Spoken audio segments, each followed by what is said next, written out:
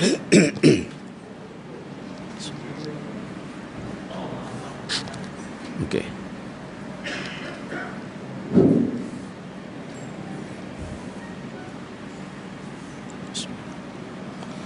InsyaAllah sama-sama kita mulakan majlis dengan kita berzikir, bertahlil pada Allah Subhanahu Wa Taala. La ilaha illallah, la ilaha illallah, la ilaha illallah, Muhammadur Rasulullah. La ilaha illallah, la ilaha illallah, la ilaha illallah, Muhammadur Rasulullah.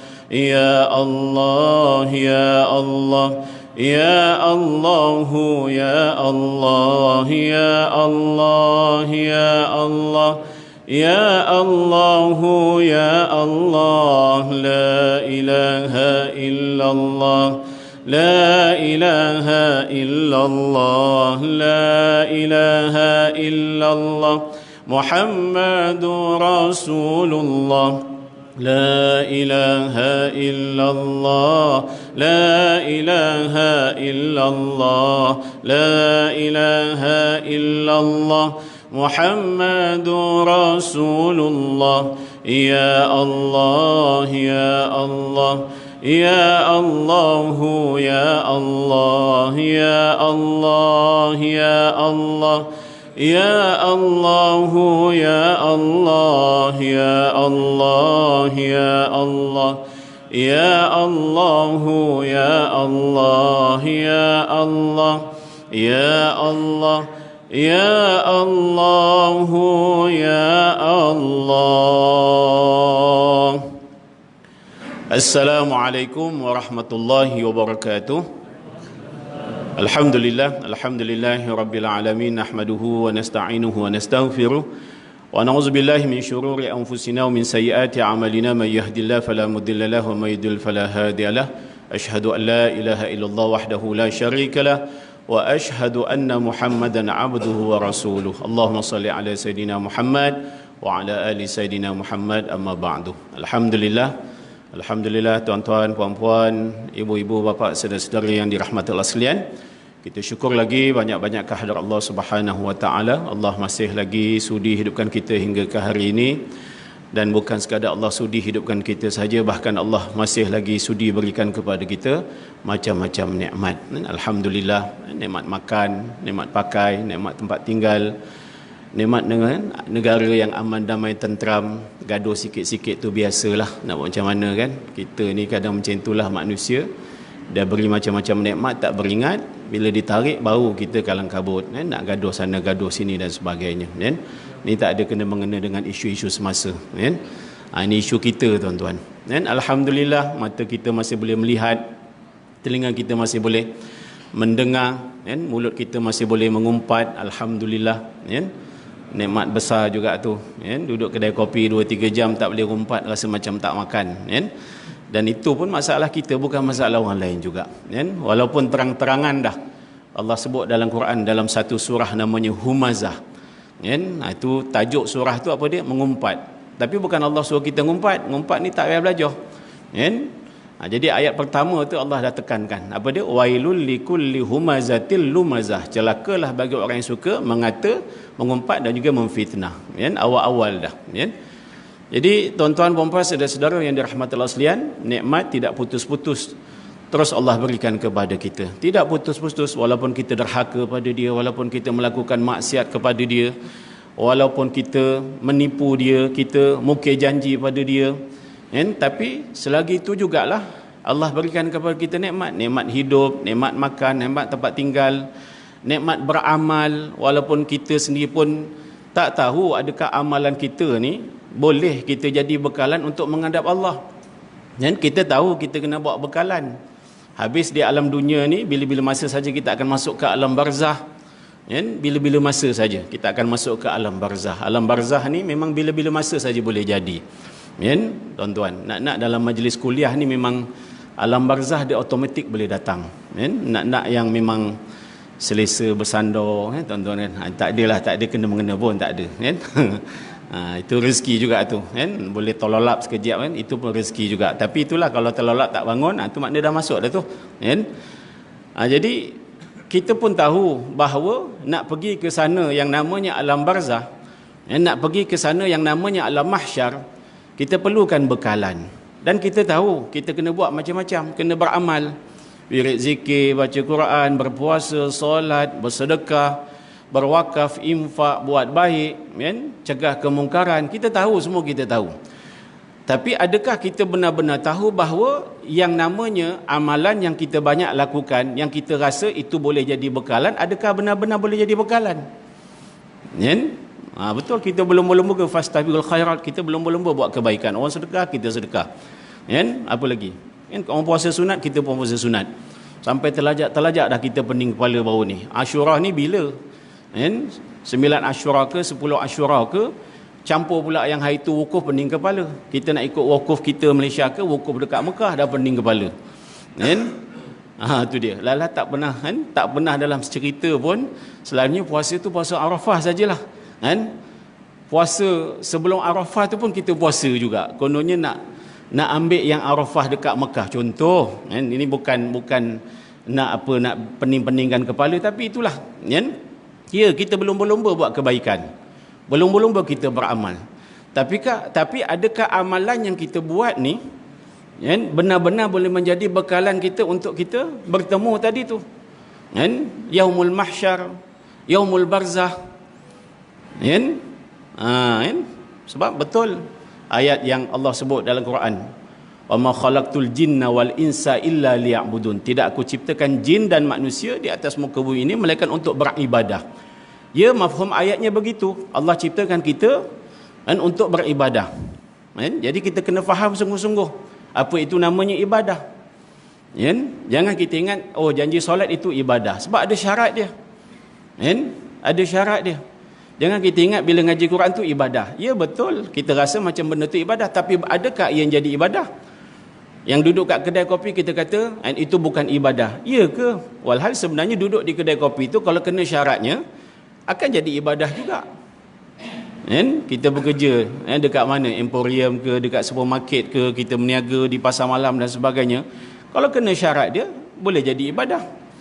Kita yang dah berada di Masjid Surau ni, yang kita rasa inilah tempat-tempat yang namanya confirm ibadah, belum tentu kan? Belum tentu sebenarnya, sebab dia ada syarat-syarat dia, ada ilmu dia kan? Jadi di situ sendiri pun kadang kita dah fail dah. Nak memahami yang namanya ibadah tu pun sendiri kadang kita dah fail dah.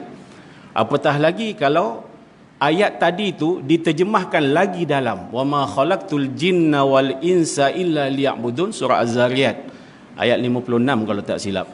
Nanti boleh cek balik kan? Tidak aku ciptakan jin dan manusia di atas muka bumi ini kecuali untuk beribadah. Dan ulama mentafsirkan lagi halus ayat ni, apa dia? Hanya orang yang benar-benar boleh beribadah illa liya'rifun.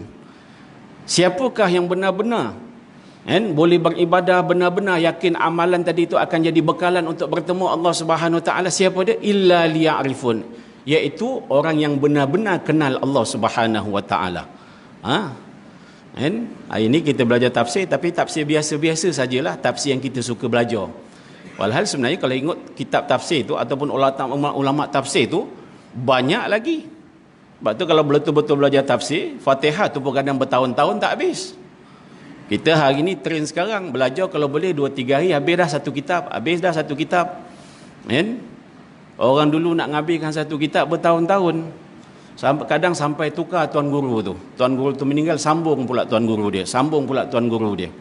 Kita hari ni kalau boleh nak habis cepat. Itu yang dah jadi trend dah. Pergi mana-mana program ke event ke apa semua, khatam satu kitab, 2 hari khatam satu kitab, pagi, petang, siang, malam baca. Kalau setakat baca tu memang tak payah pergi event-event pun. Tapi sebab hujung tu katanya diijazahkan. Kita pun seronok dapat ijazah tadi tu kan? Jadi adakah begitu? Adakah yang namanya ilmu agama ni kan, yang nak dibesar-besarkannya ijazah? Adakah ilmu agama ni yang nak dibesar-besarkan, nak habis belajar cepat, ke bagaimana? Kat sini pun kalau kita nak tengok lagi huraian dia, ramai kita tak faham. Kan? Ramai kita tak faham. May yuridillahu bi khairan yufaqihu fid din. Barang siapa yang Allah kehendaki baginya kefahaman, baginya kebaikan, dia akan diberi faham dalam urusan agama. Hadis sahih. Kan? Ini hadis besar, bukan hadis kecil. Janji hadis, apa hadis pun sebenarnya besar. Sebab dia datangnya daripada Nabi SAW. Jadi ulama menghuraikan hadis tadi tu, barang siapa yang Allah kehendaki baginya kebaikan, dia akan diberi faham dalam urusan agama dia. Jadi bermakna kunci kat sini faham. Kunci beramal kena faham, kunci belajar kena faham, kunci beribadah kena faham. Jadi kalau tak faham, belajarlah macam mana sekalipun. Kalau tak faham, beramallah macam mana sekalipun. Ni kunci dia faham.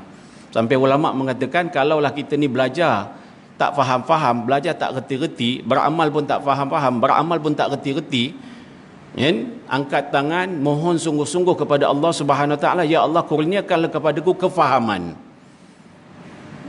2 hari lepas ada jumpa satu kebetulan saya, jumpa satu kawan di Kota Damansara, di Maharani Cafe. Ni kafe orang Melayu, bukan nama je Maharani, sebab dia tu orang Muar. Biasa kan, Muar kan bandar Maharani kan.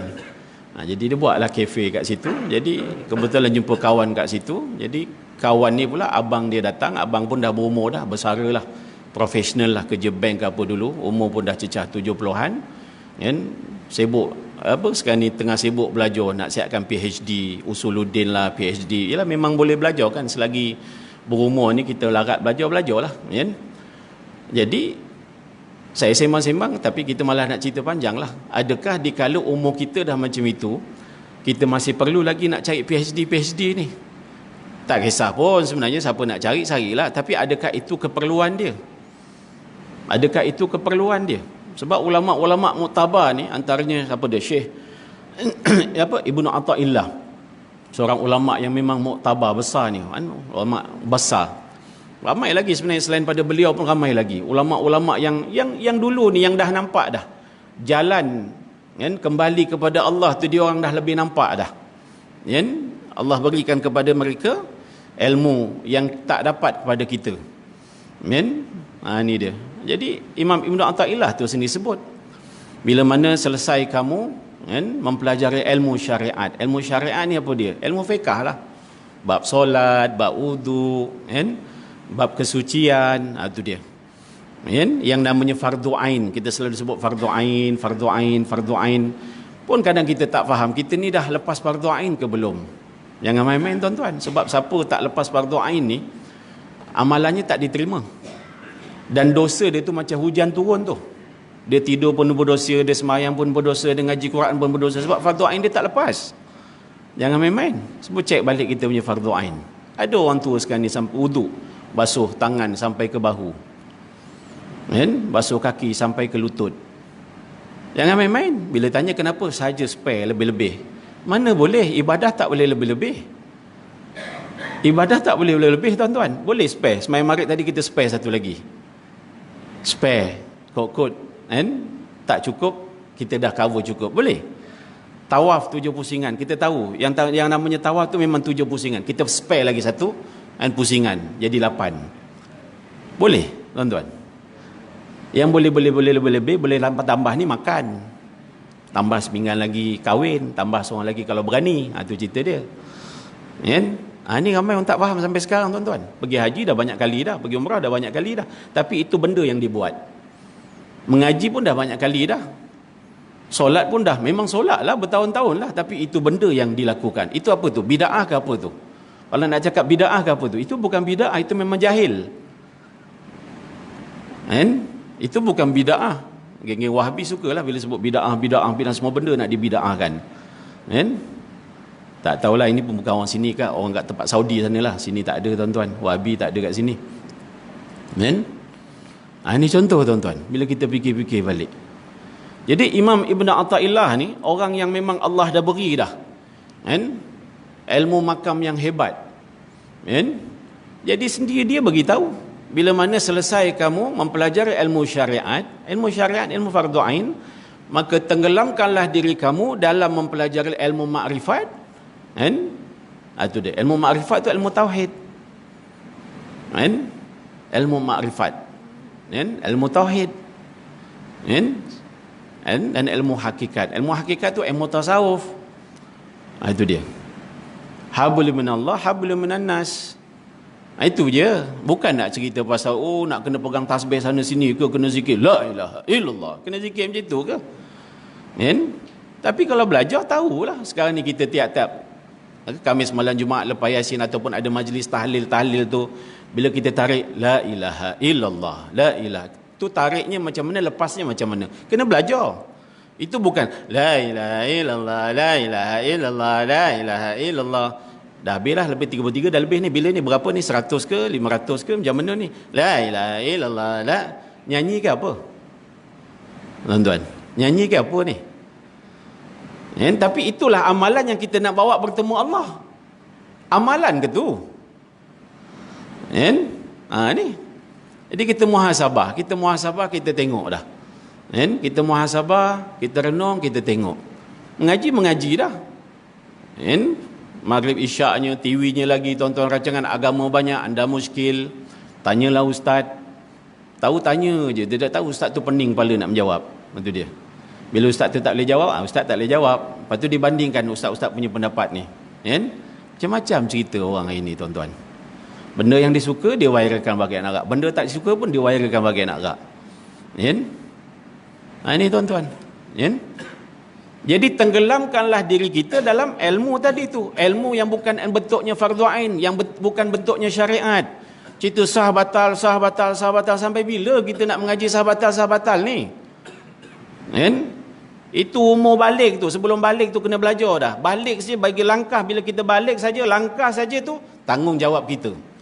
Yang namanya ibu ayah tu berlepas tangan kepada anaknya yang dah balik. Tapi kalau sebelum balik tu diajar, bolehlah lepas tangan. Tapi kalau mak ayahnya sendiri tak mengajar, anak tu nak lepas tangan apa? Memang sampai ke sudah tak boleh lepas tangan.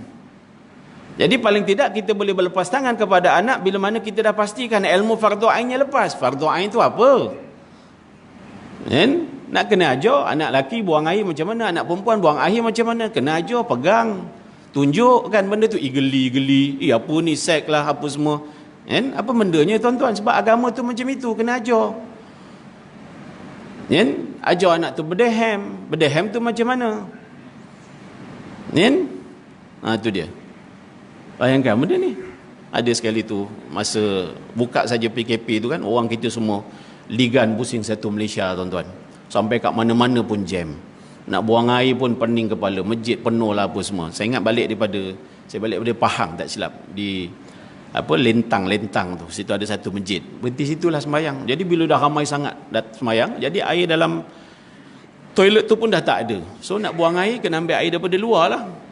Ada satu pakcik ni, minta maaf lah, ini bukan nak cerita semua orang tua tak, saya pun dah tua dah tuan-tuan.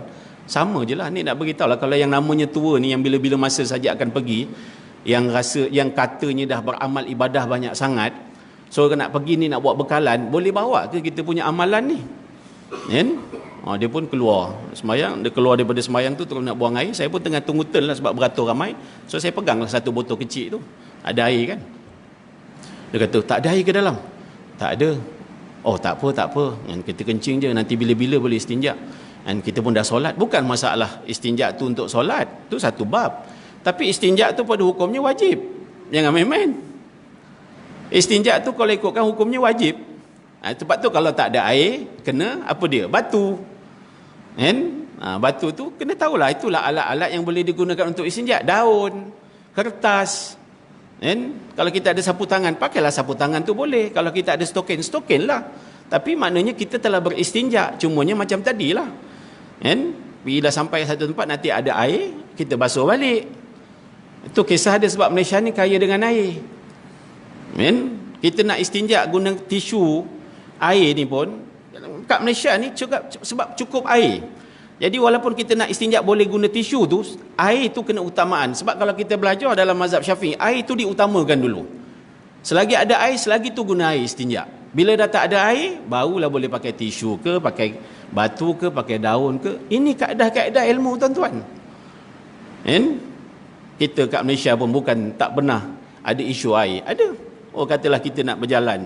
Kita daripada Shah Alam, kita nak pergi ke mana? Nak pergi Johor. Memang dengar cerita di Johor tu tak ada air langsung. Kita tak boleh buat keputusan kalau macam tu kita sampai sana kita tayamum. Tak boleh. Sebab sini ada air. Kena bawa bekal air. Satu bekas.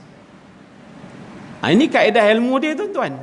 Kaedah ilmu dia. Ini bukan kaedah suka-suka. Ya, betul hari ini kita dah belajar dah cara beramal. Tapi kaedahnya betul ke tidak? Kan? Jadi kalau caranya tak betul, kaifiatnya tak betul, kan? Kaifiatnya tak betul, caranya tak betul, macam mana? Adakah benda tu jadi amal? Adakah benda tu jadi ibadah? Kan? Tuan-tuan, puan-puan, saudara-saudara yang dirahmati Allah, ini kita nak kena renung, kita muhasabah. Sebab kita sendiri yakin bahawa yang nak kita bawa ni adalah bekalan. Dan bekalan nak kita bawa ni bukan bekalan kat dunia. Duit, nak berjalan kena ada duit, kena ada makanan, kena ada itu. Tak. Bekalannya tu kita lain. Dan kita pun dah faham dah. Bekalan nak bawa ke sana tu apa bendanya. Kita dah tahu dah. Tapi adakah faham cara-cara tadi tu? Macam mana nak dijadikan bekalan? Sebenar-benar bekalan. Sebenar-benar dia jadi boleh bekalan. Ini kita nak kena faham. Jadi sebab itu, وَمَا خَلَقْتُ الْجِنَّ وَالْإِنسَ إِلَّا لِيَعْبُدُونَ, tidak diciptakan jin dan manusia di atas muka bumi ini melainkan untuk beribadah. Dan ketahuilah sesungguhnya orang yang benar-benar boleh beribadah ni, menyembah Allah Subhanahu Wa Taala, ialah orang yang benar-benar apa dia? Illa liya'rifun, yang benar-benar kenal Allah, yang benar-benar kenal diri sendiri. Sebab tu dalam kitab Tauhid Imam Sanusi mengatakan apa? Ma'rifatul ma'bud qabla al-ibadah. Hendaklah kita mengenali siapa yang kita sembah sebelum kita menyembah dia. Kita nak menyembah Allah. Kita katakan solat tadi tu kita menyembah Allah. Doa tadi tu kita mohon doa pada Allah. Hajat, sembahyang hajat, kita minta hajat pada Allah. Sembahyang taubat, kita minta ampun pada Allah. Sunat sembahyang, sunat taubat. Sembahyang sunat taubat. Solat tu sunat taubat. Maknanya solat sunat taubat tu hukum dia sunat. Bila nak buat, buat. Tak nak buat, tak apa. Tapi taubat hukumnya wajib. Tahu tak kita? Sembahyang sunat hajat, sunat. Nak buat, buat. Tak buat, tak apa. Tapi mohon hajat pada Allah wajib. Jangan main-main. Sebab kita tahu kita hamba segala-galanya daripada dia. Jadi minta pada dia adalah wajib. Ini pernah berlaku dulu zaman kisah, antara banyak kisah lah tuan-tuan, banyak kisah. Banyak kisah-kisah. Ada orang kata kisah tu betul ke tak betul, tapi ini antara kisah-kisah dulu lah tuan-tuan. Sebab zaman sekarang ni viral cepat sangat. Bila rasa benda tu dia tak pernah dengar, dia tak pernah belajar, dia kata ini tak betul, tak betul. Ilmu ni luas tuan-tuan. Ilmu ni sangat luas. Kalau kita tahu ilmu ni Allah punya, kita malu. Nak berceramah ni pun malu tuan-tuan. Tapi dah itulah Rizman minta saya datang sini sangat. Surau ni pun saya tak pernah datang. Seingat saya lah, Seksyen 20 ni. Ini betul Seksyen 20 Sebab tak salah Seksyen 21 kubur itu dia kan. Salah sebut memang ni lah. Jadi Seksyen 20 tu kubur mak ayah saya. Mak saya ada, ayah sana, abang saya tu pun ada kat sana. Asri Rabbani tu ada kat sana kan. Seksyen 21. Saya ingat saya surau ni saya tak pernah sampai lagi kan. Tapi tak apalah, sahabat punya pasal. Saya kenal dia ni udah lama kan? Saya dah kahwin 3-4 dah, dia tak kahwin-kahwin lagi sampai sekarang kan. Rizman tu mana dia? Kawan saya kan. Jadi start free tak? Saya kata okeylah, bolehlah sampai kan? Sambil-sambil tuan-tuan. Tapi kalau nak fikir-fikir balik, malulah kita nak berceramah ni pun kan. Tapi dah itu tanggungjawab ilmu kan. Ilmu ni ada tanggungjawab, dah belajar kena sampaikan kan. Itu dia tuan-tuan, belajar kecil-kecil lagi. Itu yang bila sembang dengan kawan yang buat PhD tu, saya saja sekala kan, kalau nak belajarlah ilmu-ilmu ni. Saya katakan, oh susah. Memanglah, kalau nak belajar ilmu yang senang semua tak payah belajar lah kan. Itu dia tuan-tuan. Man salaka tariqan yaltamisu fihi ilman sahhalallahu tariqan ilal jannah. Kan Nabi sebut, barang siapa yang bersusah-susah mengambil satu jalan untuk menuntut ilmu, nescaya Allah akan mudahkan jalannya untuk ke syurga. Memang susah. Mengaji senang, tak payah mengaji ya. Ngaji nak senang, semua milih. Macam mana nak masuk syurga? Mentang-mentang Allah kata, Nabi kata ada amalan-amalan tertentu kalau kau boleh buat, kau pilihlah pintu syurga, mana kau nak masuk. Iya, kalau kita boleh pilih Kalau kata tu pintu neraka, pilihlah kau nak masuk mana. Macam mana? Kita baca sefir dia macam itu, belakangnya macam mana? Ingat senang-senang ke kita ni? Kan? Janji solat 5 waktu jadi beramal, janji kita selawat, janji kita cinta Nabi, senang-senang nak masuk syurga. Memang betul ada usi hadis yang mengatakan, bila seorang sahabat tu mengatakan aku mencintaimu ya Rasulullah, Nabi kata anta ma'an man ahbabta, engkau akan berada bersama dengan siapa yang kau cintai. Tapi ada wasi satu lagi, bila mana seorang sahabat tu mengatakan dia mencintai Rasulullah, Rasulullah kata apa dia? Bersiap sedialah untuk diuji. Jadi kita ambil wasi yang kita suka je kan? Wasi satu lagi ni bukan tak ada, ada. Jadi apa persediaan kita tuan-tuan? Apa persediaan kita? Jadi ilmu ni luas. Bila mana kita ni dapat merasakan bahawa ilmu ni Allah punya, yu'til hikmata man yasha wa man yu'tal hikmah faqad utiya khairan katsira. Suka hati Allah lah Allah nak bagi ilmu kepada siapa yang disuka.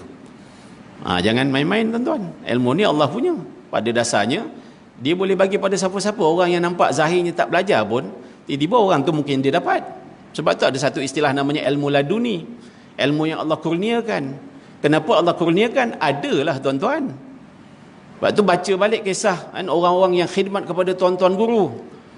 Guru-guru pondok tu khidmat, kasutnya dipegang, adalah kitab-kitabnya dibawa. Dia tak mengaji pun, dia angkat air pergi hantar dekat rumah tuan guru tu apa semua, tak mengaji pun. Tapi dia khidmat kepada tuan guru tu 10 tahun, 20 tahun, tutup bila tuan guru tu meninggal. Sebelum nak meninggal, tuan guru tu cakap, yang akan gantikan aku si Polan bin si Polan tu, yang duduk kat luar tadi, yang kerjanya angkat air je. Semua orang terkejut, anak murid depan ni semua terkejut, kenapa bukan aku? Kenapa bukan aku? Tuan-tuan, tak baca ke kisah-kisah ni semua? Tapi bila kita rasa kita belajar ni macam kita dah besar sangat dah.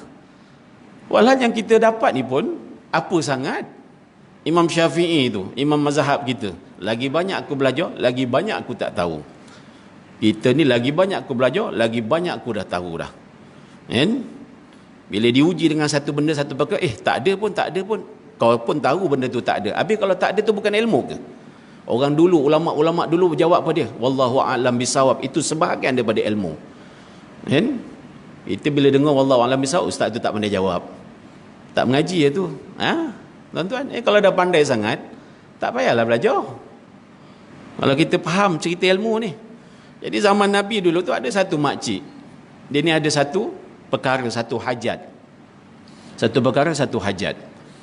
Dan macam-macam diusaha, hajat tadi tak kesampaian. Hingga kan satu hari sahabat dia pesan dan nasihat, cubalah bernazar. Tuan-tuan, nazar. Nazar ni memang salah satu kaedah. Salah satu kaedah kalau kita buat tu, antaranya mungkin akan dikabulkan hajat-hajat kita. Tapi kena belajarlah nazar tu yang macam mana. Saya bernazar kalau dapat hajat saya ni, saya nak pakai tudung menutup aurat. Itu ramai orang tak faham. Walhal sebenarnya menutup aurat tu tak mesti pakai tudung. Apa guna pakai tudung pun kalau tak menutup aurat? Itu nak kena faham. Orang tua-tua dulu dia tak belajar pun pasal fashion-fashion ni. Tapi bila orang datang, Assalamualaikum, tahu-tahu tudung saji dipakai. Nak nutup aurat dia tu. Kain selendang apa, towel pun dipakai. Tiba-tiba keluar muka dekat celah-celah. Apa dia? Langsir tu. Ataupun surat khabar tu tiba-tiba dipakai. Sebab yang penting menutup aurat, bukan pakai tudung. Apa makna pakai tudung kalau tak menutup aurat? Ni berapa ramai orang tak faham sampai sekarang. InsyaAllah ni saya pasang nazar ni, kalau dapat saya punya hajat ni, saya akan menutup aurat. Menutup aurat kan hukumnya dah wajib. Ni saya bernazar ni, kalau dapat hajat ni, saya nak solat 5 waktu. Solat 5 waktu kan wajib. Ini ramai orang tak faham lagi. Jadi nak bernazar, kalau nak bernazar, guna amalan-amalan yang sunat. Kalau saya dapat ni, saya nak puasa seminggu. Puasa sunat. Saya nak puasa Isnin Khamis. Tapi untuk berapa lama? Kena letaklah. Kalau kau tak letak noktah, bermakna mungkin kau kena puasa sampai bila-bila. Larat ke? Tapi kalau larat, silalah. Ini contohlah. Ini nak kena faham. Apa orang tak faham juga? Benda yang dah wajib, tak boleh dijadikan nazar sebab itu memang kena buat. Kecuali, ni kalau saya dapat hajat saya terkabul ni, saya nazar, saya nak sembahyang jemaah. Selalu, contoh. Itu baru betul. Sebab 5 waktu tu memang solat dah wajib. Kena buat. Tapi bila pasang niat nak berjemaah, maknanya di jemaah surau ke, masjid ke, rumah ke, itu masuk dia. Itu nak kena faham jugalah. Dan kenapa dia buat nazar tadi tu? Bila dia buat nazar tadi tu, dia akan mendekatkan diri pada Allah Subhanahu Wa Taala dengan amalan-amalan yang dibuat. Itu tujuannya. Jadi si makcik ni bila kawan ni dah pesan, baik, dia pun bernazar. Lepas tak lama dia bernazar tadi tu, terkabullah hajat dia. Bila dah terkabul sekian lama tu, kawan ni pun ingatkan, makcik macam mana makcik punya nazar? Alhamdulillah tak terkabul. Hajat tu dah terkabul, tapi nazar ni tak boleh nak buat-buat lagi, tak boleh nak tunaikan lagi. Kenapa? Sebab saya punya nazar nak makan malam dengan syaitan. Ni tu kita kata apa peliknya nazar? Alah, orang kita pun banyak pelik-pelik juga nazar dia. Tadi itulah nazar nak pakai tudung contoh. Kan? Nazar nak tukar jantina kan contoh kan. Tak apa-apa tuan-tuan kan. Ni jangan main-main.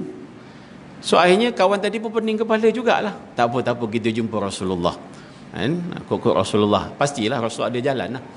Bila jumpa Rasulullah kata apa? Makcik, malam ni lepas sembahyang Isyak, makcik tunggu selain depan masjid. Ini contoh ibarat dia macam tu depan surau. Makcik tunggulah. Habis saja solat, Assalamualaikum warahmatullahi. Assalamualaikum warahmatullahi. Tu dia. Katalah imam habis je bagi salam. Siapa yang keluar dulu, makcik ajak dia makan malam. Tuan-tuan, malam ni kita keluar dululah. Siapa kokok ada orang standby nak belanja makan malam kan? Jadi makcik ni terkejut, apa kena mengena kan? Ya Rasulullah, orang solat dengan makan malam dengan setan. Apa kata Nabi kan? Bila mana selesai saja solat kan, seseorang itu kalau ikutkan disarankan duduklah sekejap. Apa yang sibuk sangat dengan dunia ni? Tuhan dalam sembahyang dengan luar sembahyang lain ke yang bagi rezeki tu? Yang sibuk sangat, busy sangat ni apa hal? Duduklah sekejap, hormatlah. Kita pergi rumah orang pun, nak kalau rumah menteri pun ada. Okey, baik. Belah je tu. Tak ada. Relax dulu apa semua, dah makan, dah minum apa semua, bla bla. Minta diri tuan. Dengan manusia beria pula. Kan? Dengan Allah ni apa hal? Ni tuan-tuan. Ni kalau kita tengok balik itulah kita, bukan orang lain. Nampak sangat kita diskriminasi tu dengan Tuhan.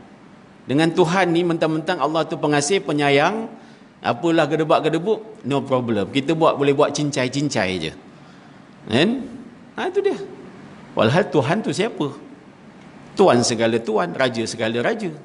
Raja di dunia kita besarkan pula, menteri kita besarkan pula. Habis Allah ni siapa? Kan? Ni kalau kita faham. Jadi Nabi kata, orang ni bila habis saja solat terus keluar, kan, tanpa dia berdoa dulu, tanpa dia minta apa hajat-hajat dulu dengan Allah Subhanahu Wa Taala. Nak ikut wirid zikir silalah, tak nak pun tak apa. Jangan duk gaduh-gaduh. Kau cakap wirid tu bid'ah lah apa semua, kau cakap je lah malas. Habis cerita. Engkau malas, janganlah cakap benda-benda ni, kalau nak berhujah nanti tak habis. Bab-bab ni dah ulama dulu-dulu dah bahas dah, siapa nak buat, siapa tak nak sudah. Ada dah hujah-hujah dia. Jadi tak payahlah nak cakap bid'ah gedebak-gedebuk lah apa semua. Kan? Sebab orang masjid ni tak nak tampar kau je. Kalau kau kena tampar, habis. Itu cerita tu orang masjid. Kan? Orang masjid, kita kan orang masjid tak nak gaduh-gaduh. Itu dia. Rebut kuasa tu biasalah, sikit-sikit je. Kan? Itu dia tuan-tuan. Jadi Nabi kata, bila kita keluar saja, orang yang selesai saja daripada solat, terus angkat punggung, keluar. Bila dia lalu saja dekat pintu tu, kanan dan kiri pintu tu sebenarnya ada malaikat. Dan dia berkata, manusia, kaya sangat dah ke? Tak nak minta dekat Tuhan? Oh, sombong lah ni, ego lah ni, belagak lah ni. Cuma kita tak dengar je tuan-tuan. Kalau dengar taubat tak keluar. Tunggu imam dulu keluar. Jadi Nabi kata, sombong tu perangai siapa? Setan. Ego tu perangai siapa? Setan. Takabur tu perangai siapa? Setan. Jadi samalah makcik dah makan dengan setan. Ni tuan-tuan. Jadi sebab tu kita jangan pandang rendah. Ilmu sangat luas. Amalan kita ni nampak je doa tu kecil, doa tu. Nak minta pun boleh, tak minta pun tak apa. Ya, kalau kita nak angkat tangan, tak angkat tangan pun hati kita boleh berdoa. Apa masalah pun? Kan? Apa masalah pun? Kan? Susah sangat nak berdoa panjang sangat apa semua. Nabi kata, Rabbana atina fid dunya hasanah wa fil akhirati hasanah wa qina azabannar. Tangan tu nak letak macam mana silalah. Kan?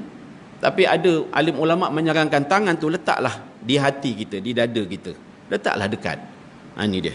Kita letak dekat dengan hati. Ni dia. Letak. Macam-macam kaedah lah yang ada angkat tu, sila, tak ada masalah. Kan? Salah satu kaedah yang saya belajar, tangan tu dekatkanlah dengan dada kita. Kan? Kita pun berdoa, kan? Nak pandang tu sila, tak pandang pun tak apa. Tapi maknanya apa dia? Ni dia, kita minta ke Allah ni, hati tu betul minta tak? Mulut ni munafik. Mulut suka hati dia nak cakap apa pun, tapi betul ke hati tu nak? Kan? Jadi Nabi kata apa susah sangat? Rabbana atina fid dunya hasanah wa fil akhirati hasanah wa qina azabannar. Dah habis cerita. Susah sangat, sibuk sangatlah apa semua sampai tak sempat. Tak sempat juga, buat juga. Ya Allah, doa hari ni sama macam semalam. Habis, tuan-tuan. Itu dah memang haprak langsung dah. Ya Allah, macam biasa ya Allah. Amin. Lagi teruk sangat. Dia ingat macam kedai mamak. Haji, biasa. Bila sebut biasa tu, mamak tu dah tahu. Kalau tercanai banjir, tertarik satu. Tak apalah kalau itu komunikasi kita dengan Allah. Yang penting berkomunikasi, jangan tak berkomunikasi. Yang penting meminta, jangan tak minta. Kan? Yang penting berdoa, jangan tak doa. Ya betul, doa tu sunat. Kan? Zahirnya sunat, tapi silap orang jatuhnya boleh wajib. Ni tuan-tuan, banyak ilmu-ilmu yang kita nak kena fahami ni tuan-tuan. Kan? Jadi bukan seperti mana yang kita tahu, bukan seperti mana yang diperkata-katakan. Tidak tuan-tuan. Ilmu ni sangat luas. Ilmu ni sangat luas. Ni Al-Kisah dia. Jadi sebab tu tuan-tuan, puan-puan, saudara-saudara yang dirahmati Allah sekalian, yang namanya bekalan untuk kita bawa kepada bertemu Allah Subhanahu Wa Taala ni, kita tahu kita kena ada bekalan, tapi bekalan tu betul ke yakin boleh jadi bekalan? Ke sampai sana tiba-tiba basi ke, tak boleh makan ke, macam mana? Itu nak kena tahu. Jadi macam mana nak tahu? Di dunia ni kita kena selesaikan. Belajar lagi, belajar lagi, belajar lagi. Apa ilmu yang kita nak belajar? Itulah dia, ilmu ketuhanan, tauhid. Ilmu hakikat, mengenal diri, mengenal rasa. Itulah ilmu tasawuf. Fiqh ni kita dah belajar dah, syarat dah kita dah belajar dah. Tapi kalau ditanya, malam ni saya tanyalah 2-3 benda, tak tahulah boleh jawab ke tidak, tapi rasa macam dah belajar banyak dah. Jadi berbalik tanya tu tak boleh nak jawab. Kenapa? Takutnya macam tadilah, kita belajar tu kita faham ke tidak. Jadi kalau belajar, cara belajar tu pun tak betul, macam mana kita nak faham? Kitab apa kita pakai? Silabusnya mana? Nama-nama kitab yang kita sepatutnya kena belajar. Ulama-ulama tu belajar susah payah tu tuan-tuan, sampai menulis kitab tu untuk digunakan sebagai panduan kepada kita. Imam Nawawi ni sampai gelaran dia apa dia? Dialah pengganti kepada Imam Syafi'i. Imam Syafi'i itu dah sangat alim, so maknanya untuk masa dia Imam Nawawi. Siapa yang ambil belajar guna jalur Imam Nawawi ni pula, berapa ramai lagi yang alim. Saya belajar di Iraq tuan-tuan, Baghdad tahun 92 sampai 98. Di Iraq masa saya belajar tu ada satu ulama yang sangat hebat, memang sampai seluruh ulama di dunia ni yang di Iraq tu menggelarkan dia ni atqan nas, manusia yang paling bertakwa. Memang orangnya bukan sekat alim saja, tapi Masya Allah ilmu zahir batin ni semua ada. Masya Allah, memang hebat. Namanya Syekh Abdul Karim Mudaris. Masa nak pilihan raya satu ketika dulu kat Malaysia ni, ada satu calon wakil ni, entah apa-apa dia buat kat poster dia. Dia nak bertanding je, bertanding lah kau nak jadi MP ke, nak jadi wakil rakyat ke, tapi poster dia siap sebut anak murid Syekh kepada Syekh Abdul Karim Mudaris. Saya kata, ni apa hal, kau nak kempen-kempen je lah, tak payahlah kau jual nama anak murid. Lepas tu saya cek lah dengan kawan-kawan, dia ni pernah belajar kat Iraq ke? Setahu saya lepas perang Teluk, saya mula-mula masuk adalah 3-4 orang. Lepas tu sebelum saya balik tahun 98, berapa kerat je pelajar yang ada dekat sana. Lepas tu yang tinggal kat situ pun berapa orang je. Jadi kita tengok, dia kata dia tak masuk pun. Dah terboncor dah rahsia. Dia tak belajar pun dengan Syekh Abdul Karim ni. Lala bila dah tahu malu, dia cakap apa dia? Saya belajar dengan anak murid kepada Syekh Abdul Karim. Tak payahlah cakap macam tu. Kalau kau cakap anak murid je lah, pun tak payah, tak perlu pun benda tu nak ceritakan. Kan dah jadi isu dah tuan-tuan. Ni dia, ramai orang tak jujur dengan ilmu. Ini Al-Kisah dia tuan-tuan. Jadi ini perkara nak kena pastikan sungguh-sungguh. Jadi Syekh Abdul Karim Mudaris ni memang sangat hebat orang dia, sampai dia digelar sebagai Imam Nawawi kecil. Memang Masya Allah, kan? Ni tuan-tuan, kan? Imam Nawawi tu, kan? Walaupun kita buat, kan, orang bila ialah baca tentang sejarah dia, dia tidak ada zuriat. Sebab ada pendapat mengatakan dia tidak berkahwin, tapi ada pendapat mengatakan dia berkahwin.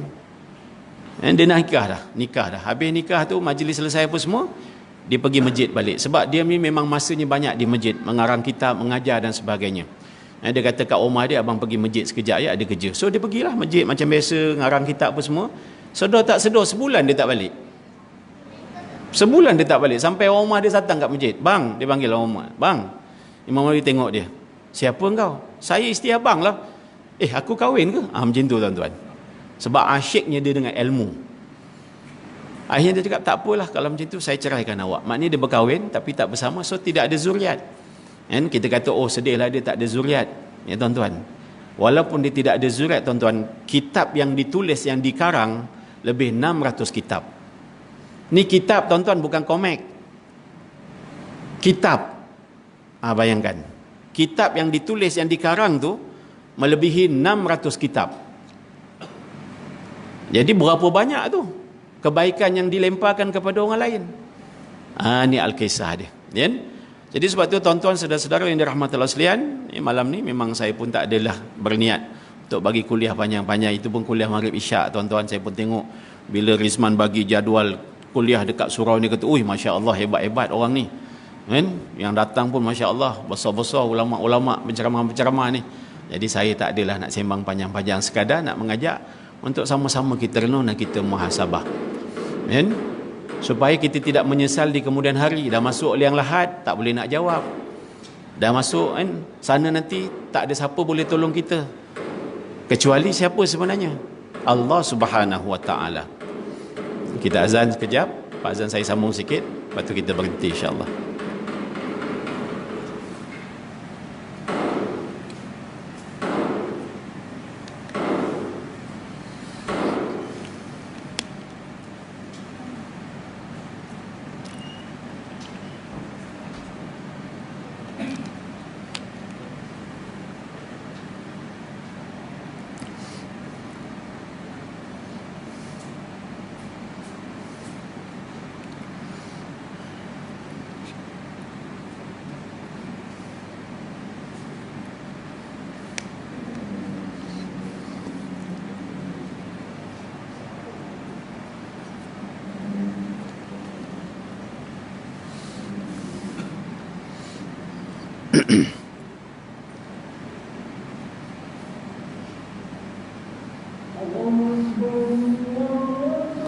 Allahu Akbar, Allah.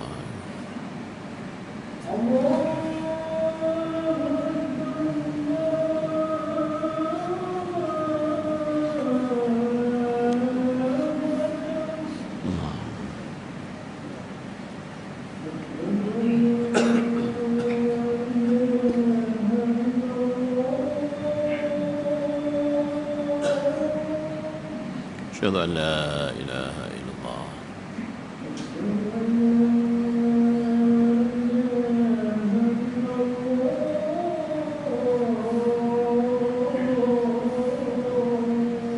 Asyhadu an la ilaha illallah.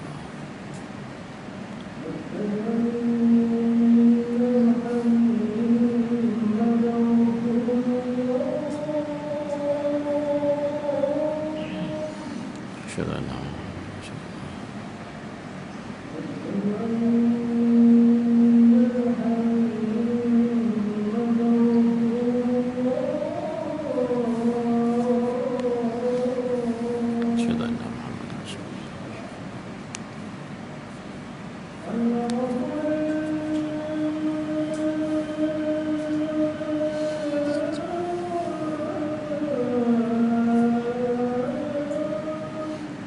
haula wala quwwata illa billah.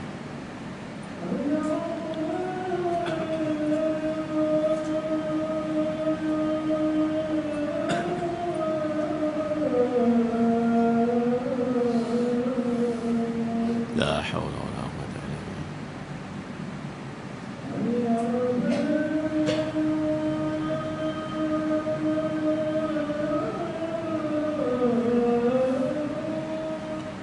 haula wala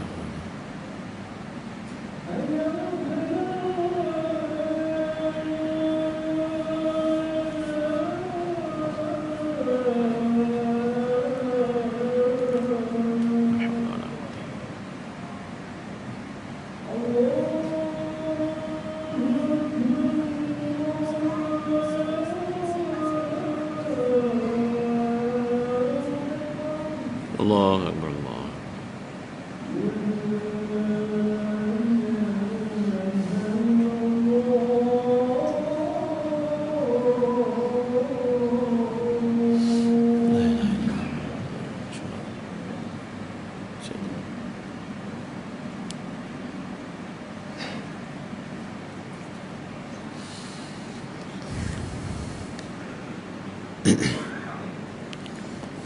Muslimin muslimat yang dirahmati Allah sekalian, ya.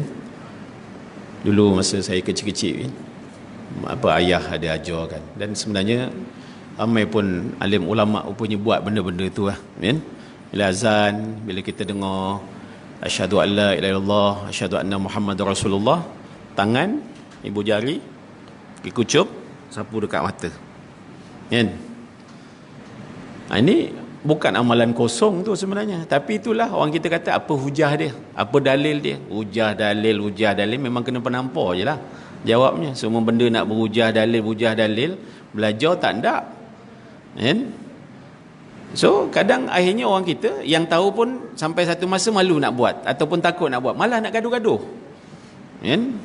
Jadi sebenarnya tak ada isu pun kalau nak buat pun. Saya pun kadang saya buat je lah, kan? Saya belajar kat Pakistan semua, rupanya memang benda tu orang Pakistan, India, kan, Bangla, kan, kebanyakan majoriti dia buat asyhadu an la ilaha illallah asyhadu anna, memang ada buat macam tu, kan? Jadi khasiat dia antaranya siapa yang ada sakit mata mudah-mudahan disembuhkan Allah, sebab kita pun yakin menyembuhkan tu siapa? Allah, betul tak, kan? Obat tu usaha, kan? Oh, sakit mata operate je lah, kan? Berapa ramai operate tak baik-baik pun sampai sekarang. Silap boleh tengok, langsung tak boleh tengok. Jangan suka-suka, sebab yang operate tu pun manusia. Lain lah kalau yang operate tu Jibril, tak apa lah, kan? Tu cerita tu tuan-tuan. Itu satu yang zahir, yang fizikal. Yang tak nampak ni banyak. Sebab ayat Quran ada mengatakan fakashafna anka ghita'aka fabasarukal yawma hadid. Sampai satu masa sebenarnya bila mana Allah singkapkan pandangan mata kita ni, maka ketika itu kita akan diperlihatkan apa yang kita tak boleh lihat sebelum tu. Yang kita duduk lama-lama iktikaf ni, kan, bila kita niat iktikaf saja, contoh pahala nampak tak? Tu dia. Jangan buat ni dosa nampak tak? Buat ni nanti pahala nampak tak? Kan? Tapi benda yang tak nampak ni lah kadang kita berkira, dosa ke tu Ustaz? Kan? Pahala ke Ustaz?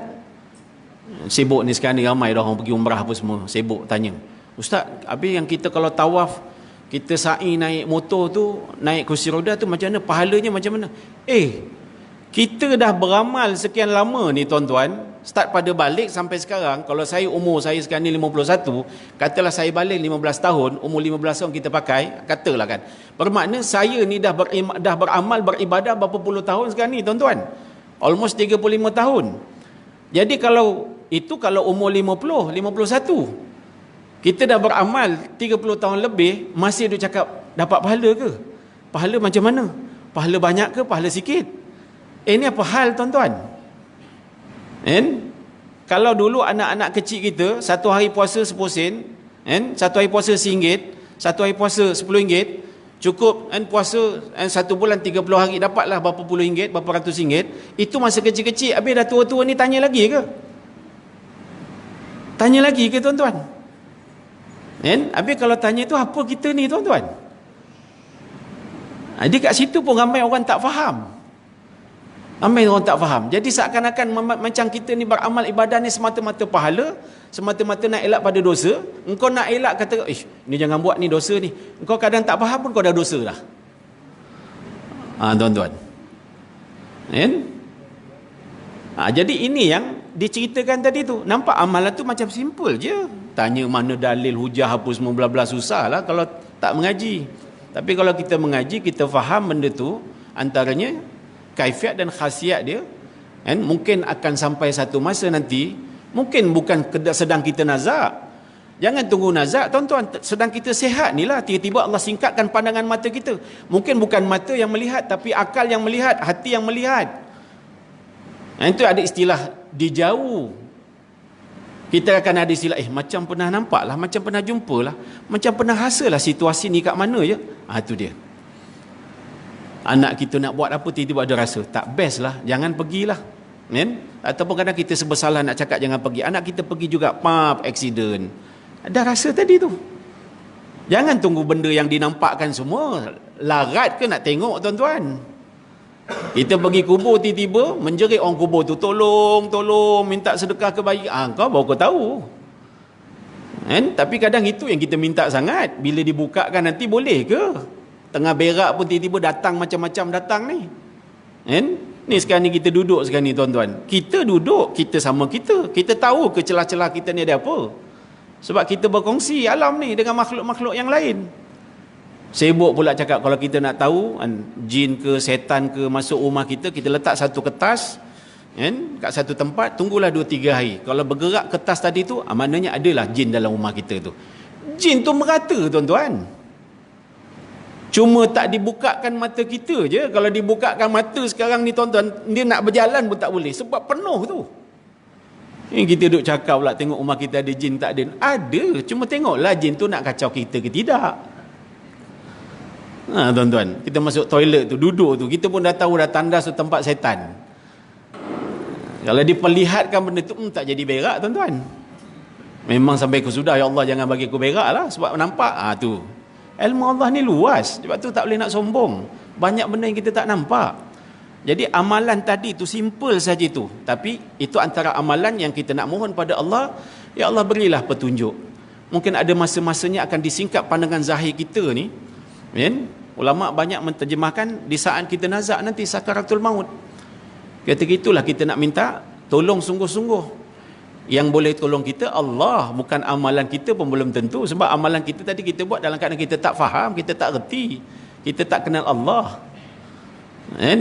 Jadi yang boleh tolong kita siapa? Sebab sedang nazak tu pula Nabi kata, setiap anak Adam ni bila mana nazak nak meninggal dunia, sedang dia sakaratul maut, ketika itu syaitan akan datang kepadanya 7 gerombolan. Satu batalion tu berapa? 500 orang kali 5 kali 7, bermakna 350, 3,500 setan ni tak tahu binatang ke, bilangan ke, macam mana ke, banyak ke, ramai ke. Dia datang berbondong-bondong. Untuk apa? Ajak kita pergi karaoke ke? No, tak ada. Dia pun tahu kita dah tersadar, tak larat dah. Nak ajak pergi sembahyang ke? Tak ada. Setan kadang dia suka ajak kita buat kebaikan juga, tapi dia nak sesatkan kita supaya kita jangan mati bawa iman, supaya jangan kita menyebut nama Allah Subhanahu Wa Taala. Menyebut tak semestinya mulut. Ketika itu, tuan-tuan, ini dia. Jadi minta jauh sungguh-sungguh supaya masa hidup ni diperlihatkan, supaya kita ada panduan. Kalau tidak, apa hebatnya jadi orang beriman? Apa hebatnya jadi orang bertakwa ni? Jadi orang Islam semua sama, tuan-tuan. Orang Islam, kita mengucap 2 kalimah syahadah, Islam. Tapi nak tahu hebat tak hebat ni, kena jadi orang beriman. Nak kena jadi orang bertakwa, baru kita tahu apa itu iman, apa itu takwa. Tuan-tuan, wattaqullah wa yu'allimukumullah, bertakwalah kamu, nescaya Allah akan ajarkan kamu. Jadi jangan ingat ilmu tu semua kata orang, kau tak reti mana kau tahu, kau tak belajar mana kau tahu. Itu dia. Sebenarnya ada juga orang tak sekolah, tak belajar tapi dia tahu. Itu dia, tuan-tuan. Jadi itu antara benda-benda yang kalau kita tengok dalam masyarakat kita ni, dengan kita bawa kita sendiri, kita ni macam mana sebenarnya, kita ni bagaimana sebenarnya. Kita sibuk beramal, kita sibuk beribadah. Jadi adakah amalan-amalan yang kita buat tu memang betul boleh jadi bekalan? Sedangkan dalam kita hidup pun banyak petunjuk ilmu, banyak petunjuk amal, banyak petunjuk daripada Allah dan Rasul. Kadang kita abaikan begitu saja, sampai kita confident sangat seakan-akan amalan kita tu boleh menjayakan kita. Walhal di dunia sendiri pun kadang amalan tu kita nak pakai pun tak jadi. Macam mana nanti dekat sana, tuan-tuan? 2-3 hari lepas ada satu kawan baiklah, dia buat berniaga. Dia kata, "Ustaz, ada tak Ustaz apa amalan? Saya ni dah buat macam-macam, sepatutnya 3 bulan 8 baru ni dapat payment 3 juta. Kan? Tapi itulah tak dapat. Saya dah buat dah duha dah, sembahyang hajat semua saya buat dah. Kan? Puasa Isnin Khamis dah saya buat." Ni dia menangkan sangat amalan dia. Ingat amalan kita ni apa tuan-tuan? Dia macam demand pula dengan Allah. Aku buat ni, bagi ya. Aku buat ni, bagi ya. Aku buat ni, bagi ya. Itu dia. Walhal amalan tu memang kau kena buat. Solat pada waktu dia ke, itu memang kita kena buat. Kan? Jadi dia ingatkan amalan dia tu, kan, penyebab untuk dia dapat benda ni. So kalau kau buat macam tu, maknanya kau dah bersyirik dah pada Allah. Tu kalau kita bahas segi ilmu tu, boleh jatuh syirik tu. Kan? Jadi ada tak apa? Saya kata, tak tahulah aku nak bagi kau apa amalan-amalan pun, tapi cubalah kau niat. Itu dia. Sebab ni pun Nabi ni memang orang datang dekat dia, orang datang dekat dia minta tolong, Nabi tolong. Tak ada duit, Nabi bagi duit. Tak ada makan, Nabi pakai. Kalau Nabi tak ada, Nabi akan minta orang lain. Kadang Nabi pandang kat Sayyidina Umar ke kat Sayyidina Abu Bakar je, dia orang dah faham dah. So dia orang akan hulurkan bantuan. Jadi memang kita nampak macam oh itu tak apalah, memang kita betul-betul nak tolong orang dan sebagainya. Tapi kita lupa ke? Kan Nabi ada sebut, barang siapa yang membantu saudaranya dalam kesusahan, nescaya Allah akan selesaikan kesusahan dia. Jadi cubalah engkau ni buat macam-macam. Memanglah kita buat berniaga, tapi cuba kita niat. Kita jumpa orang ni, katalah orang tu ada apa-apa, kita pun ini boleh jadi berniaga ni, boleh. So kita fikir pasal berniaga je. Walau sebenarnya orang tu ada anak sekolah, dia ada anak cacat mungkin, OKU dan sebagainya. Bukan kau tak kenal pun dia orang tu semua. Jadi cuba kau selitkan niat tu, apa pun kau yang buat ni, kau nak tolong orang. Kau nak tolong orang. Sebab nak harap apa pun, kita ni pahala kita besar mana pun, kadang banyak mana pun. Solat sikit, mengumpat banyak habis. Itu kita lupa kat situ. Jadi cubalah. Jadi mungkin ada benda-benda kita perlu fix je. Tunggu. Lepas tu kau kata kau banyak berselawat. Memanglah selawat ni akan kelebihan dia banyak, tapi selawat apa kau buat? Cuba kau buat selawat Fatih. Allahumma salli wa sallim wa barik ala Sayyidina Muhammadin al-Fatih lima ughliqa wal khatim lima sabaqa wan nasiril haqqa bil haqq wal hadi ila siratikal mustaqim sallallahu alaihi wa ala alihi washabihi haqqa qadri wa miqdaril azim. Selawat Fatih. Cuba kau buat selawat tafrijiyah. Allahumma salli salatan kamilatan wa sallim salaman taman ala Sayyidina Muhammad tanhalu bil qad wa tanfarju bil qad wa tuqda bil hawaij. Buatlah. Kalau selawat sallallahu alaihi Muhammad sallallahu, itu siapa-siapa pun. Queen Elizabeth pun dulu dia syahadah tu, Raihan nasyid asyhadu dia pun ikut. Selawat dia pun selawat, tapi dia faham tak benda-benda tu. Ini contoh. Cuba mungkin kita ada benda-benda yang kita kena fix, kita kena baiki. Kita kena fix, kita kena baiki. Banyakkan istighfar. Contoh, istighfar untuk apa? Untuk kita mohon ampun pada Allah, sebab kita tak tahu dosa kita ada sengaja tak sengaja. Banyakkan istighfar, astagfirullahalazim. Cukup pendek-pendek pun tak apa, tapi kita ada penjiwaan, penghayatan. Itu dia. Jadi cuba betulkan sikit satu dua amalan tu. Saya cakap macam tu je spontan pun. Alhamdulillah, seminggu lepas tu dia datang, salam peluk, kata alhamdulillah Ustaz dah dapat payment. So dah dapat, tak faham-faham lagi, belanja aku makan. Tu dia. Sajalah tuan-tuan kan. Tu kadang orang kita lupa. Bila tak dapat sibuk, bila dah dapat tak ingat kita. Kita ni pun asbab je nak mengingatkan dia tu tadi. Sebab semua kita hidup kat dunia ni ada asbab. Kalau tak ada asbab, tak ada. Jadi jangan lupa asbab tu. Yang musabbibul asbab tu lagilah jangan lupa. Jangan lupa. Memang semua kita ni ada asbabnya. Tak ada asbab, tak ada kita. Tak ada mak bapak, tak ada kita. Tak ada berniaga, tak ada duit. Tak ada berkahwin, tak ada anak. Semua asbab. Tapi jangan lupa musabbibul asbab. Jangan sibuk usaha kita. Usaha macam mana pun, kalau memang Tuhan kata belum. Itu cerita tu. Jadi ini antara perkara yang perlu kita renung balik, lihat balik, kemaskinikan balik. Amal tak banyak pun tak apa, tapi bersungguh-sungguh. Dengan penjiwaannya, dengan kepahamannya, dengan penghayatannya. Buat banyak-banyak pun, kalau lintang pukang kalang kabut serabut, alhamdulillah pakcik walaupun dah umur 75 tahun, 80 tahun, tapi tarawih baru ni alhamdulillah boleh buat lagi 23 berdiri, rukuk, sujud. Apa ni? Apa sibuk nak cerita benda tu? Cuba kau buat kat rumah seorang-seorang, boleh buat tak? Kan? Yang kau cerita semua ni sebab kau buat depan orang, sebab tu kau cerita. Tapi malam-malam hari ada ke tak kau bangun? Kau duduk sembahyang, boleh tak buat banyak-banyak ratusan rakaat? Tu dia. Tak ada kalau duduk seorang tak usah cerita lah tuan-tuan. Tak tahulah muka kita ni macam mana. Sama je, saya pun sama dengan tuan-tuan. Tapi mungkin tuan-tuan hebat lagi pada saya. Kan? Saya datang pun tadi masbuk. Tuan-tuan lagi hebat. Sempat takbiratul ihram dengan imam. Saya masbuk. Saya sampai dah rakaat kedua. Tuan-tuan, nak cerita apa? Nak cerita hebat apa kita ni tuan-tuan? Kan? Nak cerita hebat apa cuba kalau kita fikir-fikir balik. Kan? Doa mustajab di malam hari ni start pada pukul 12 sampai pukul 5 pagi, dibagikan 3, dipecah 3. Terpulanglah siapa yang ada keselesaan nak bangun di kala apa, di waktu apa, sila. Sebab masa tu memang Allah perintahkan malaikat, turun malaikat, turun malaikat, turun malaikat. Pusing dekat section 20 ni.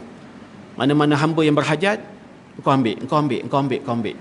Turun tak ada, turun tak ada, turun tak ada.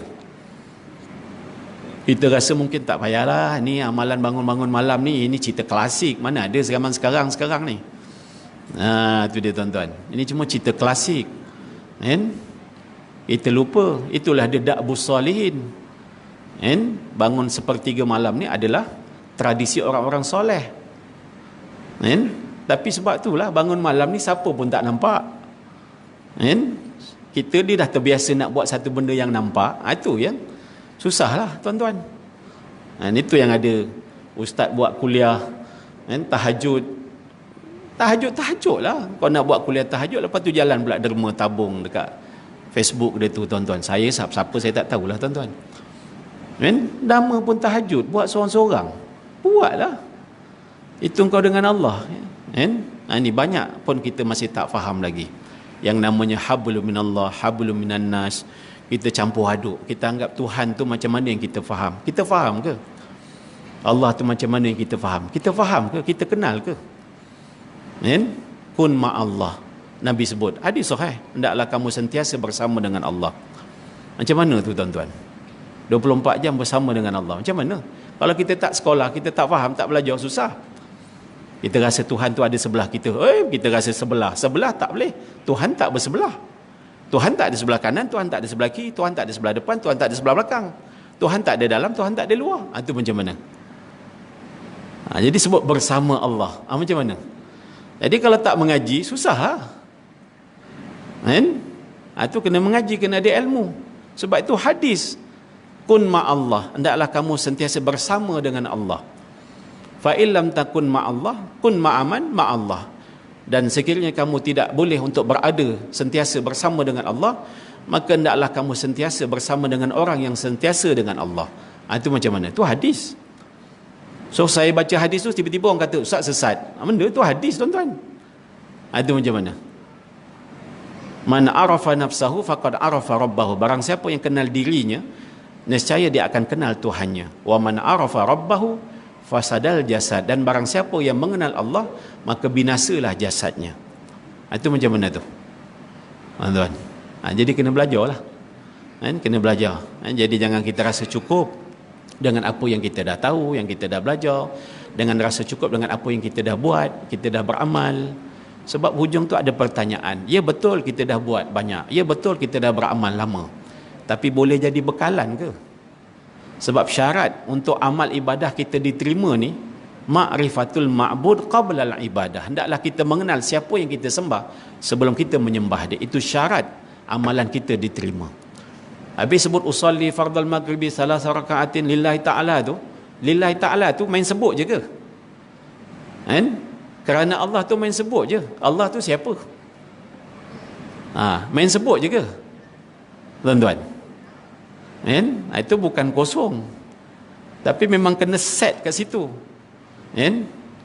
Jadi sekadar tu sajalah tuan-tuan puan-puan, saudara-saudara yang dirahmati Allah sekalian, renungan untuk sama-sama kita berfikir, sama-sama kita renung. Ya betul Allah dah izinkan kita buat macam-macam, beramal macam-macam, dan sekian itu belajar macam-macam dan sebagainya, tapi ia adakah benar-benar menjadi ilmu yang bermanfaat dan sampai menjadi amalan yang memang boleh jadi bekal kita untuk bertemu Allah Subhanahu Wa Taala ataupun bagaimana? Sebab syarat-syarat tadi itu terlalu ketat. Kan? Jadi sebab itu jangan beranganlah untuk kita mudah-mudah masuk syurga Allah, mudah-mudah dapat kasih sayang Allah. Sedang dalam masa sama banyak lagi ilmu yang kita tak faham, banyak lagi amalan-amalan yang kita pun sendiri macam tak confident, ya tak ya, boleh ke tidak. Kan? Jadi kalau masih ada tu lagi, bermakna belum sempurnalah kan keimanan kita, belum sempurnalah amalan-amalan kita. Kan? Sebab semua tu ada dia punya rukun, ada dia punya syarat, ada indikator dia, ada silvers dia. Kan? Jadi kalau kita tak redah, kita tak melalui semua benda tu, dan kita tidak menghadamkan semua benda tu, jadi jangan kita berangan benda yang bukan-bukanlah pula. Kan? Itu saja. InsyaAllah mudah-mudahan Allah akan terus mudahkanlah perjalanan kita. Andai kita nak jadi hamba yang baik, kan? Hamba yang soleh, yang solehah, kan? Di dunia dan juga di akhirat. Sebab janji Allah, wallazina jahadu fina lanahdiyanhum subulana. Barang siapa yang bersungguh-sungguh pada jalan kami nak jadi orang yang baik, hamba yang baik, kan? Orang yang soleh dan solehah, nescaya akan didorongkan, ditunjukkan jalannya. Kan? Kerana sungguhnya wa innallaha la ma'al muhsinin. Kerana sungguhnya Allah sentiasa bersama hamba-hambanya yang inginkan kebaikan dunia dan juga di akhirat. Jadi insya-Allah mudah-mudahan jangan kalah, jangan mengalah, jangan rasa cukup, jangan rasa confident, kena teruskan beramal, belajar lagi, dan mohon banyak-banyak pada Allah supaya Allah kurniakan kepada kita kefahaman insya-Allah. Ampun maaf, aqulu qala za wa astaghfirullah li wa lakum. Wassalamualaikum warahmatullahi wabarakatuh. Kita tangguh dengan tasbih kafarah dan suratul an. Subhanakallahumma bihamdika asyhadu an la ilaha illa anta astaghfiruka wa atubu ilaik. Bismillahirrahmanirrahim. Wal 'asri innal insana lafi khusr illa alladziina aamanu wa tawaasaw bil haqqi wa tawaasaw bis sabr. Takbir.